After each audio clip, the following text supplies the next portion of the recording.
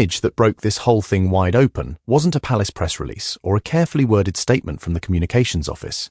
It was Queen Camilla, alone, marching down the west corridor of Clarence House at exactly 8:14 p.m. on Thursday evening, clutching a single sheet of cream writing paper in her hand. Her expression wasn't emotional, it wasn't tearful, it was the face of a woman who had made a decision and was prepared to burn everything down to see it through. The paper contained four demands that would fundamentally alter the British line of succession and tear open a wound inside the House of Windsor that may never fully heal, and the man she was about to present them to, her husband King Charles III, was sitting in his private study, completely unaware that the next hour would shatter the fragile peace his reign had been built upon. Before we get into the devastating timeline of exactly what happened inside that room, and trust me, every minute of this is genuinely staggering, please take a moment to subscribe to this channel. We bring you the kind of deep royal analysis that actually explains what is happening behind those palace walls, the stuff the mainstream outlets either miss or are too afraid to touch. Hit subscribe so you do not miss a single update as this crisis continues to unfold. Alright, let's break this down from the very beginning, because what happened over the next 48 hours didn't just shake the palace. It fundamentally rewrote the relationship between the king and queen, exposed a fault line that threatens the entire future of the monarchy, and left staff members on the ground floor of Clarence House genuinely wondering whether the marriage at the centre of the crown could survive what they had just witnessed. So let's set the scene properly, because the atmosphere inside Clarence House that evening matters enormously to understanding what came next. It was a cold, damp Thursday in late autumn. Rain had been falling steadily across central London since late afternoon, streaking the tall Georgian windows of the royal residence and casting the long corridors in a grey, muted half-light. Clarence House, for those who might not know, was built between 1825 and 1827 and has served as the London residence of senior royals for nearly 2 centuries. It was the home of Queen Elizabeth, the Queen Mother, for almost 50 years, and Charles has lived there on and off since 2003. It is smaller and more intimate than Buckingham Palace, and it is where the King and Queen spend most of their private time when they are in London. On this particular evening, the house was quiet. Most of the day's staff had gone home. Only the evening duty team remained, a skeleton crew of protection officers, a duty equerry, and 2 household assistants working in the downstairs office. King Charles was in his private study on the first floor, a room that holds more history than most people will ever fully appreciate. The mahogany writing desk he uses once belonged to King George V and was used by George VI during the Second World War. The green silk wallpaper was personally chosen by Queen Elizabeth, the Queen Mother, in 1948. The portrait above the marble fireplace shows Queen Elizabeth II in her coronation robes, painted by Sir Herbert James Gunn in 1954, watching over the room with that steady, knowing expression that defined her 70-year reign. On the desk sat a leather dispatch box, the kind with brass corners and a heavy lock, containing state papers that required the sovereign's signature. Beside it, a silver inkstand that had belonged to Prince Albert, a cup of Darjeeling tea now stone cold, and a single green-shaded library lamp that cast a warm pool of light across the documents.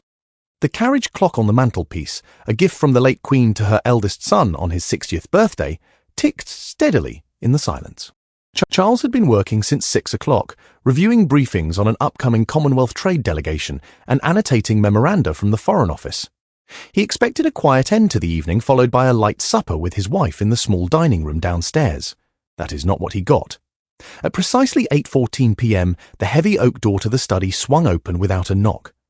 Now, this is significant because the household staff at Clarence House operate under strict protocols that have been in place for decades.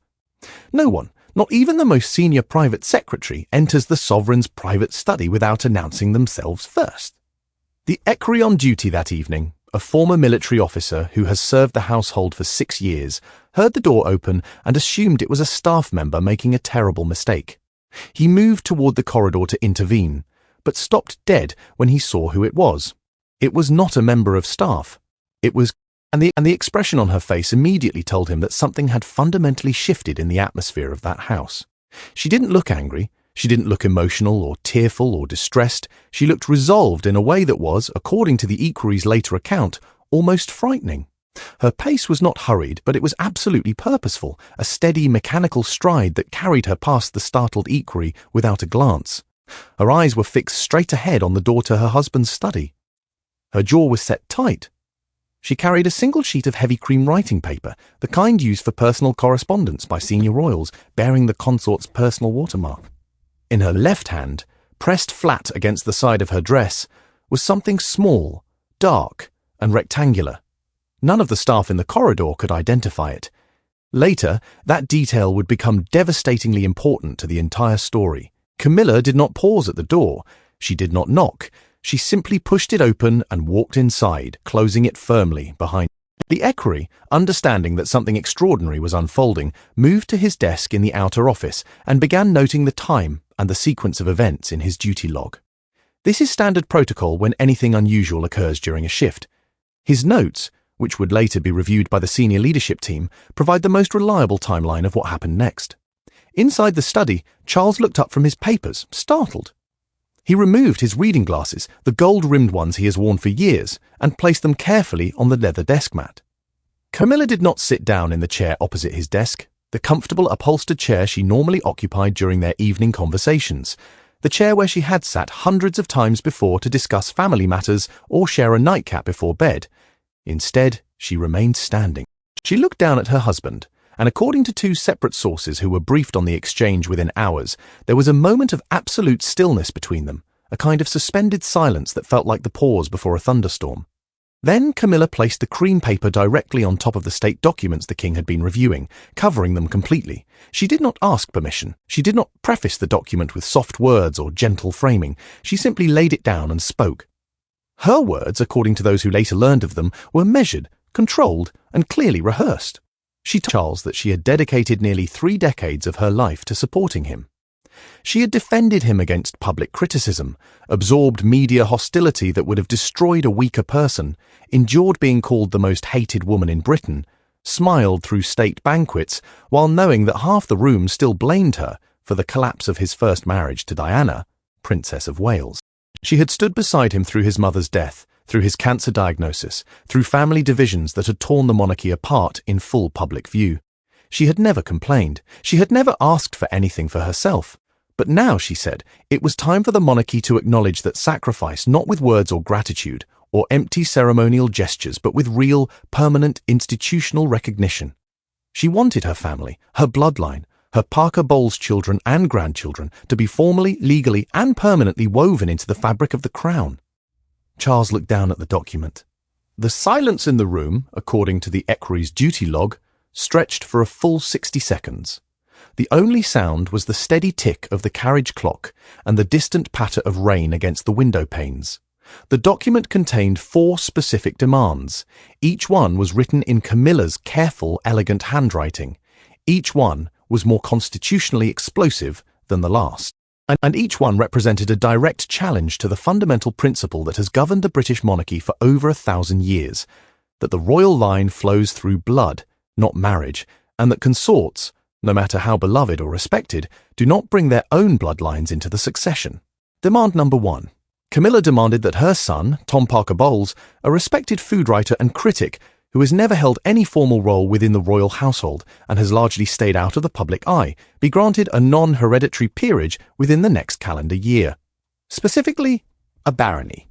Now, let me explain what that actually means, because the terminology matters here. A non-hereditary peerage, also called a life peerage, entitles the holder to sit in the House of Lords, the upper chamber of the British Parliament, for the duration of their lifetime. They can participate in legislative debates, vote on bills, and shape the laws of the land. The title does not pass to their children. Camilla's argument, as she laid it out to Charles, was that Tom's public profile, his articulate nature, his quiet loyalty to the crown, and his growing involvement in charitable food initiatives made him an ideal candidate for this honour.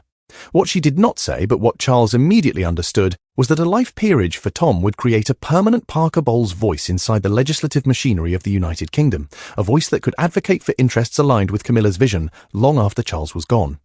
Demand number 2. Camilla demanded that her daughter, Laura Lopes, be appointed as a lady of the royal household. Now, that phrase might sound ceremonial, almost decorative, like something from a period drama. But it is anything but ceremonial. A lady of the royal household is a formal court position, one that places the holder directly within the institutional structure of the palace. Laura would receive official briefings on state matters. She would attend diplomatic receptions, not as a guest, but as a working participant. She would have access to the inner machinery of royal administration, the private secretaries, the scheduling offices, the diplomatic planning rooms. She would become, in effect, a permanent fixture of the working monarchy, not through blood but through formal appointment. Camilla argued that Laura's discretion, her understanding of royal protocol, and her deep familiarity with the workings of the household made her uniquely qualified for this role. What she did not say, but what Charles again understood immediately, was that placing Laura inside the permanent staff structure would create a direct pipeline of information and influence between Camilla's private office and the operational heart of the palace. A pipeline that would be extraordinarily difficult to dismantle. And number 3. And this is the one that, according to multiple sources, made Charles's blood run cold. Camilla demanded that her grandson, Freddie Parker Bowles, a teenager still completing his education at a private boarding school in the English countryside, be formally added to the official line of royal precedence. Let me explain what the order of precedence actually is, because this is crucial to understanding the sheer scale of what Camilla was demanding. The order of precedence is the official ranking that determines where every member of the royal family stands, walks, and is seated during formal occasions. It governs who enters a state banquet first. It determines who stands closest to the sovereign during the national anthem. It dictates who is announced first during ceremonial events. It is not a casual arrangement. It is a legally codified hierarchy that has evolved over centuries and reflects the constitutional reality of the succession. Camilla wanted Freddie placed directly after Prince Louis of Wales, meaning after the youngest child of William and Catherine, but before any non-working members of the extended royal family, before princesses and princes born into the bloodline, before the children of Prince Edward, before the descendants of previous monarchs. In practical terms, this would mean that at state banquets, Freddie Parker Bowles would walk ahead of people who share the blood of Queen Victoria. And demand number 4, the final demand, the one that bound all the others together and gave them a terrifying urgency. Camilla Demanded that all of these changes, the peerage for Tom, the appointment for Laura, the precedence position for Freddie, be formally announced by the palace press office before the next state opening of Parliament. This was effectively a deadline. Charles had months, not years, to fundamentally rewrite centuries of royal tradition, to overturn the constitutional principle that consorts bring no bloodline of their own, and to present these changes to the nation as a fait accompli. The state opening of Parliament is one of the most televised and scrutinized royal events in the calendar. Camilla wanted her family's new status to be visible, undeniable, and complete by the time the sovereign sat on the throne in the House of Lords. Charles finished reading. He removed his glasses completely, folded them, and placed them on the desk. Then he looked up at his wife, and according to the 2 palace sources who were briefed on the exchange, his expression was not one of consideration. It was not one of sympathy. It was not even one of sadness. It was anger. A cold, controlled, but absolutely unmistakable fury that very few people have ever seen from Charles during his decades of public life. The king pushed the document back across the polished surface of the desk toward his wife, and he said, in a voice that the equerry in the outer corridor could hear through the closed door, "You are asking me to dismantle 1,000 years of constitutional precedent for personal vanity." That word, vanity. It struck Camilla like a physical blow. She had prepared herself for resistance, for negotiation, for a difficult conversation that might stretch late into the night. She had not prepared herself for that word.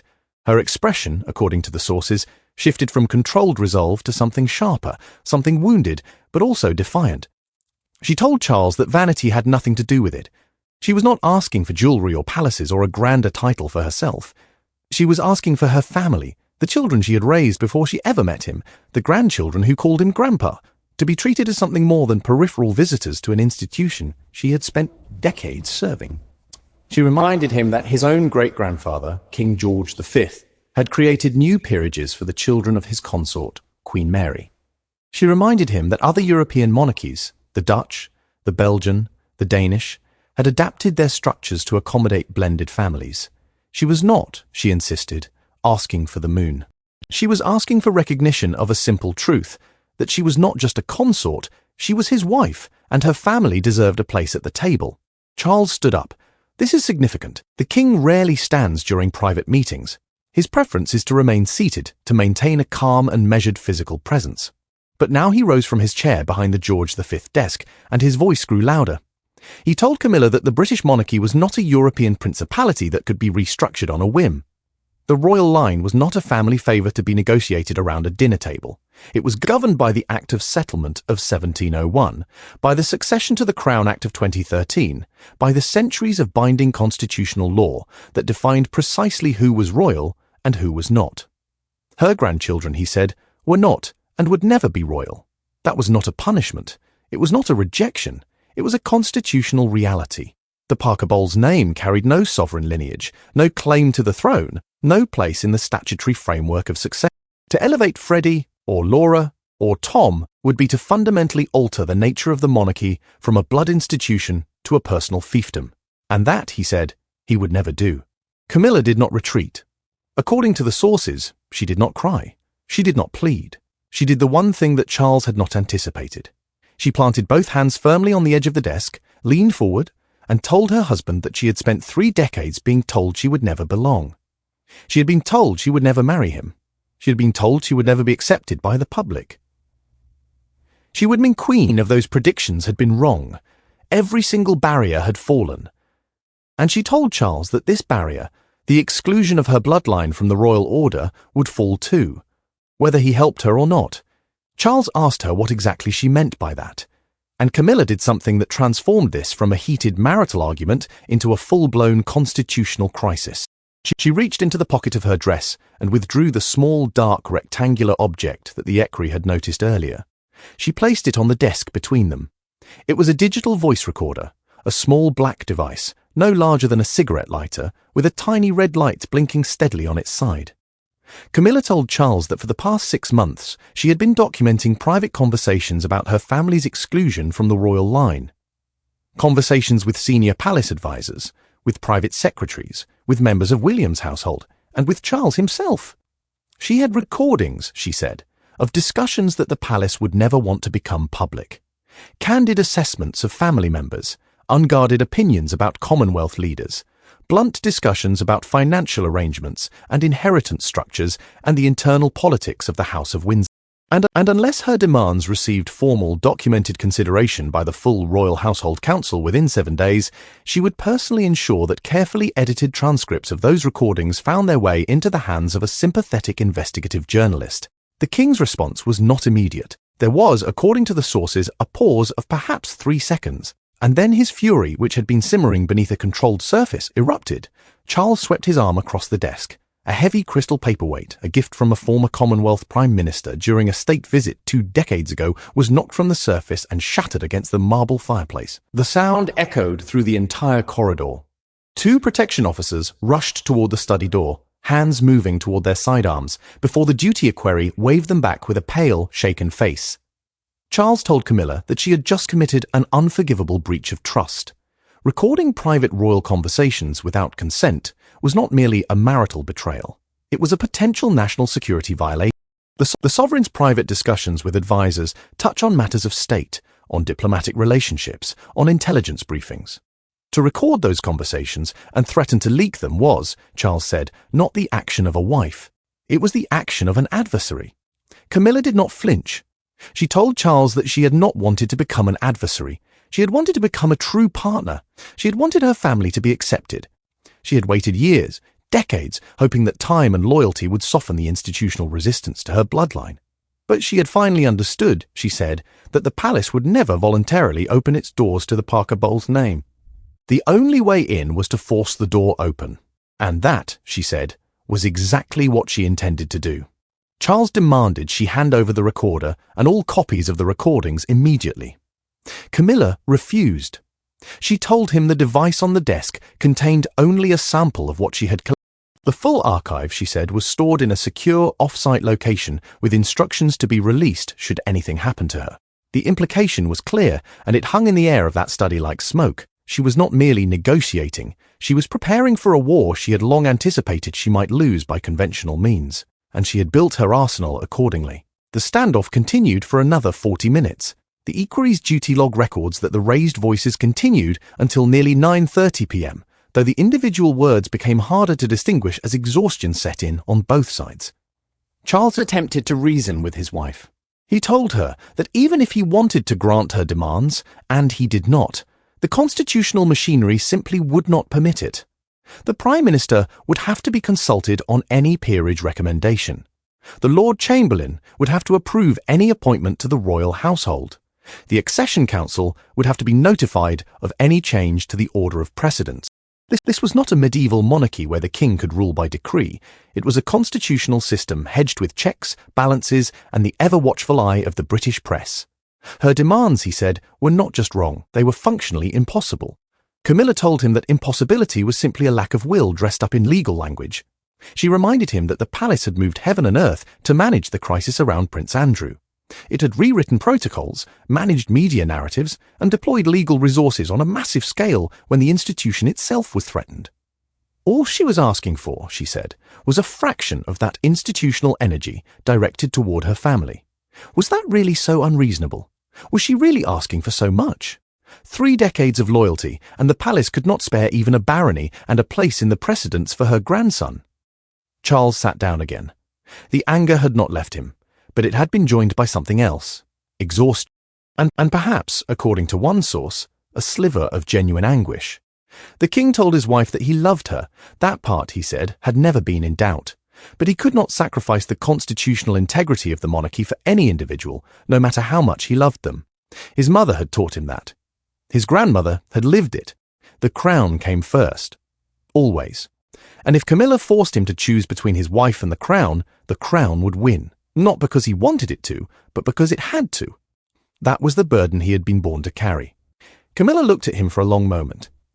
Then she picked up the cream paper from the desk, folded it carefully, and placed it back into the pocket of her dress. She told Charles that she would give him 72 hours to reconsider. Not 7 days, as she had originally demanded, but 72 hours. And if, at the end of that period, he had not agreed to at least begin formal consideration of her requests, she would release the first tranche of recordings. She did not wait for a response. She turned, walked to the door, opened it, and left the study. The equerry in the corridor later told colleagues that the expression on her face as she passed was not one of triumph. It was not one of defeat. It was the expression of a woman who had crossed a line she could never uncross, and who had made her peace with the consequences. Camilla did not go to the private apartment she shared with Charles. She walked directly to her personal dressing room, a smaller chamber on the second floor that she used for private correspondence and phone calls. She summoned her personal assistant, a woman who has worked for her since before the marriage to Charles, and instructed her to pack an overnight bag. A car was called from the Clarence House garage. At precisely 10:17 p.m., Queen Camilla emerged from a side entrance, climbed into a dark green Range Rover, and was driven out of the gate. Her destination was Ray Mill House, her private residence in Wiltshire, a property she purchased in 1995 and has retained as her personal sanctuary throughout her marriage to Charles.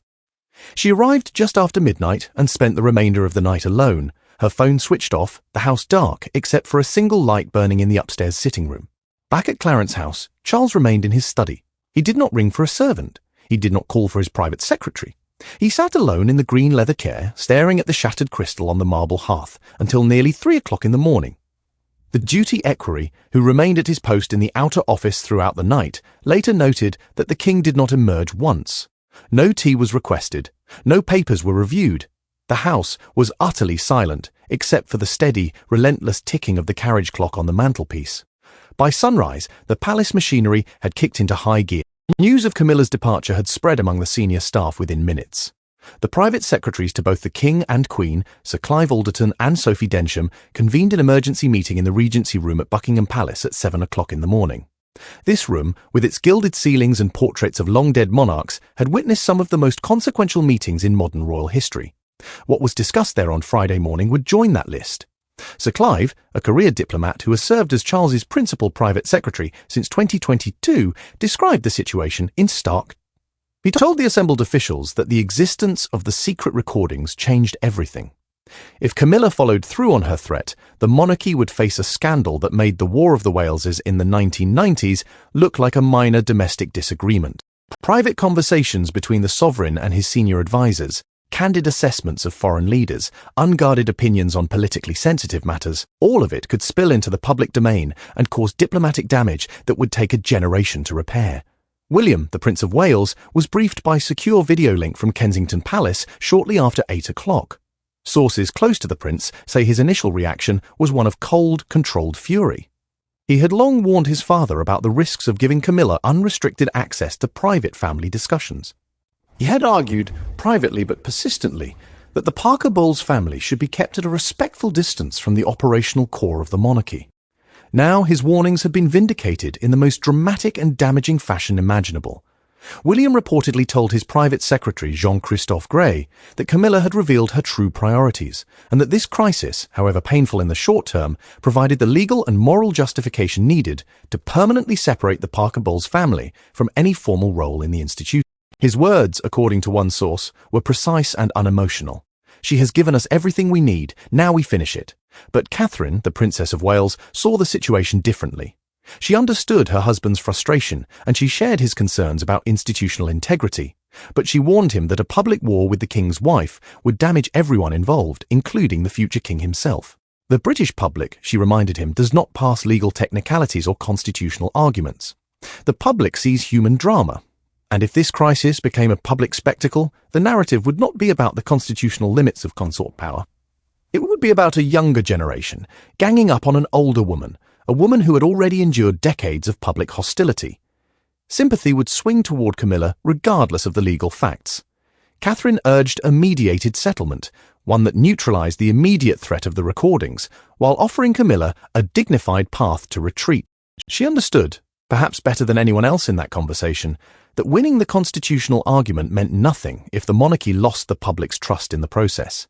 At 9 o'clock, a crisis management team from the Cabinet Office was quietly brought into the loop. This is standard procedure when a royal matter threatens to impact constitutional stability, and the protocol was activated by the Cabinet Secretary himself after a secure phone call with Sir Clive Alderton. The team, operating under the codename Operation Sandringham Blue, began drafting contingency plans for multiple scenarios. Scenario A involved Camilla backing down and the recordings being voluntarily surrendered. Scenario B involved a partial leak and the resulting media firestorm. Scenario C, the nightmare scenario, involved a full public rupture between the King and Queen, a constitutional crisis requiring parliamentary consultation, and the potential need for emergency legislative measures to protect the sovereign's private communications from legal discovery. Every scenario was grim. None offered an easy path forward. Meanwhile, at Ray Mill House in Wiltshire, Camilla was not sleeping. She spent the morning hours in her private sitting room, a comfortable space with views across the rolling Wiltshire countryside, reviewing legal documents with a trusted solicitor who had travelled from London before dawn. The solicitor, a woman who has handled Camilla's personal legal affairs for over 15 years, had been summoned by phone at 5 in the morning and had driven through the dark to reach the house by 7. The legal questions under discussion were complex and urgent. Did the Queen Consort have any legal standing to challenge the succession framework through the British court? Could the European Convention on Human Rights, specifically Article 8 on family life and Article 14 on discrimination, be invoked to argue that the absolute exclusion of her descendants from royal status constituted a form of institutional discrimination? What were the legal risks of possessing and threatening to release recordings made without the consent of the other parties? The solicitor's advice, according to a source familiar with the meeting, was candid. The chances of a successful legal challenge to the succession framework were extremely slim, bordering on non-existent. But the process of mounting such a challenge, the public hearings, the media coverage, the exposure of private palace deliberations to judicial scrutiny would itself be devastating to the institution. Sometimes, the solicitor reportedly told Camilla the threat of legal action is more powerful than the action itself. Back at Clarence House, the King summoned the Lord Chamberlain, Lord Andrew Parker of Minsmere, for a private audience at 10 o'clock. The Lord Chamberlain is the most senior officer of the royal household, responsible for the smooth running of all ceremonial and institutional affairs. He is the channel of communication between the sovereign and the House of Lords. He oversees the state functions, the diplomatic receptions, the garden parties, and the investitures. He is, in many ways, the chief operating officer of the monarchy. Charles instructed him to prepare a confidential briefing on the legal mechanisms available to a reigning monarch to restrict the access and privileges of a consort who had acted against the interests of the crown. The Lord Chamberlain, visibly shaken according to one junior aide who witnessed the beginning of the meeting, reminded the king that any public move against Camilla would be seen as punitive and could trigger exactly the kind of public sympathy that the palace least wanted to generate. "The optics," he said, "would be terrible." A king stripping his wife of privileges, whatever the justification, would look like exactly what it was: a marital war being fought with institutional weapons. The Lord Chamberlain proposed an alternative strategy. Instead of a public confrontation, a strategy of quiet, systematic containment. Camilla's official duties would be gradually reduced over a period of months, framed as a natural evolution of her role rather than a punishment. Her access to sensitive diplomatic briefings, the kind that crossed the sovereign's desk from the Foreign Office and the intelligence services, would be restricted on security grounds, a restriction that could be justified without any reference to the marital dispute. Her household staff, currently a semi-independent unit within the palace, would be slowly integrated into the broader Clarence House administrative structure, diluting her independent power base and ensuring that all significant decisions flowed through channels controlled by the King's private secretary. The Lord Chamberlain described this as a velvet quarantine, effective, deniable, and far less likely to generate the headlines that a direct confrontation would inevitably produce. Charles listened to the entire proposal without interruption. When the Lord Chamberlain finished, the King nodded slowly and said only 3 words: "Make it happen." Then, at precisely noon, something unexpected occurred that shifted the entire dynamic of the crisis. Princess Anne arrived at Clarence House unannounced. She had not been summoned by her brother. She had not been briefed by the crisis team. She had heard rumblings through her own extensive network of contacts within the household, and she had decided, with characteristic decisiveness, to intervene directly. Anne has always occupied a unique position within the royal family. She is the hardest working royal by some distance, regularly topping the annual engagement tables. She commands respect across every faction of the household, and she is one of the very few people from whom Charles will accept criticism without defensiveness. Her relationship with Camilla has always been correct, but cool, never warm, never hostile, but marked by a careful mutual respect that neither woman has ever sought to deepen. Anne walked into her brother's study without ceremony, took the chair that Camilla had refused to sit in the night before, and told Charles that she knew about the demands. She knew about the recordings, and she was there to tell him, as his sister and as a senior working royal, that this could not be allowed to escalate further. Charles asked her what she proposed. Anne's response was direct and characteristically unsentimental. She told him that the family had survived abdication, world war, scandal, and the complete collapse of 3 of the 4 marriages of the previous generation. It would not survive a husband and wife destroying each other in full public view. The monarchy, she said, was not just an institution, it was a symbol. And symbols cannot function when the people behind them are at war. She told Charles that he needed to find a way to end this crisis before the sunset, because every hour that passed without resolution increased the risk of a leak, a rumour, a stray comment from a frightened staff member that would ignite the media firestorm they were all desperately trying to prevent. The clock on the mantelpiece struck 1. Charles and Anne had been talking for nearly an hour, and by the time the last chime faded, the King had made a decision. He would not give Camilla what she wanted. That was impossible, but he wouldn't humiliate her either. He would send Anne, his sister, the most trusted and respected royal of her generation, to Mill House as an unofficial mediator. Anne would carry a message: surrender the recordings, withdraw the demands, and the palace would agree to a formal review of the broader family's ceremonial participation, language vague enough to give Camilla a face-saving path to retreat while committing the King to nothing concrete. It was not a victory for either side. It was a ceasefire. And Anne, who has spent her entire life serving the institution without complaint or scandal, agreed to carry that message personally. She left Clarence House within the hour, driving herself in a dark blue Land Rover, heading west toward Wiltshire and toward a conversation that would determine whether the House of Windsor could hold together or whether the cracks that had opened in Charles's study on Thursday night would finally tear it apart. The fate of the monarchy now rests on a conversation between women who have never been friends in a private house in the English countryside, while the King waits alone in the study where his marriage may have just shattered beyond repair. Subscribe to this channel for the next chapter of this story as it develops. We will bring you every detail as this crisis continues to unfold.